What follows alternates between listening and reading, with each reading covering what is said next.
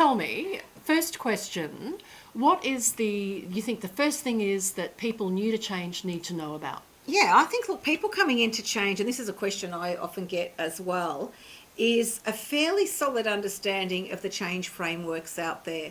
Now, let's acknowledge that a lot of those change frameworks do adhere to a linear type of framework. However, it's really good to know what the frameworks are, from very traditional ones to quite contemporary ones, to give you that solid understanding of change. And it gives you, I think, a really good background as to how change plans are put together. And quite often they reference particular models in that. So there's a lot of information out there on that. Super.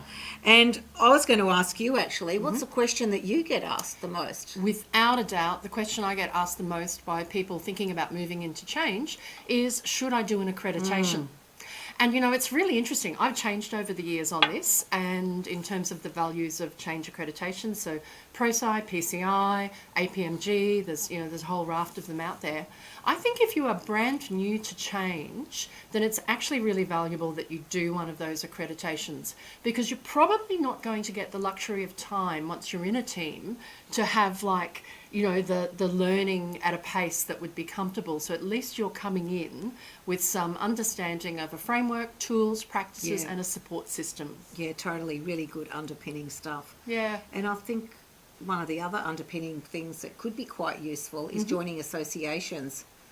Would you agree with that? Absolutely. Yeah. Now, what's the benefits of that, do you think? Yeah, so look, there's a couple of benefits. Obviously, associations such as CMI, Change Management Institute, an Association of Change Management Professionals called ACMP, there's a really good, there's a win-win there, because you get to network with people, and you also have opportunities to go to learning events and learning from experts in the field, and you often get to meet those people.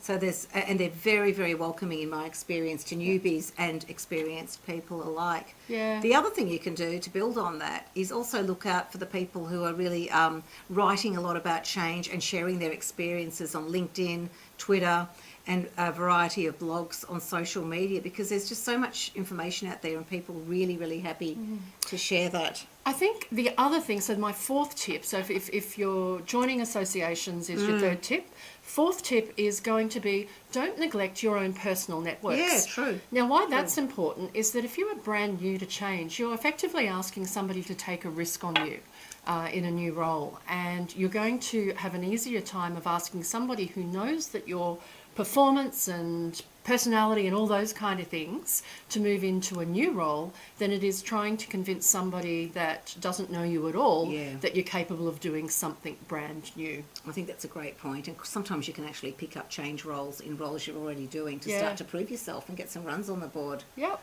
So that was 4 tips. It was 4 tips. Change frameworks, accreditation, the professional associations and follow people, use your own personal networks. Yeah. Lena, where can people go for more? Oh, now on personal learning networks, which is something that's really close to my heart, is I've written a chapter on that in my book, Hacking Fragile Change. Chapter 17 is all about that. And I know in your great book, you also have some great tips that you'd like to share. Yeah, I've got a chapter about how to get into change and unpack some of those things. And I've got a brand new webinar that I've just released, which covers that off as well. Sounds awesome. Want to keep picking their brains? Visit the website for more information.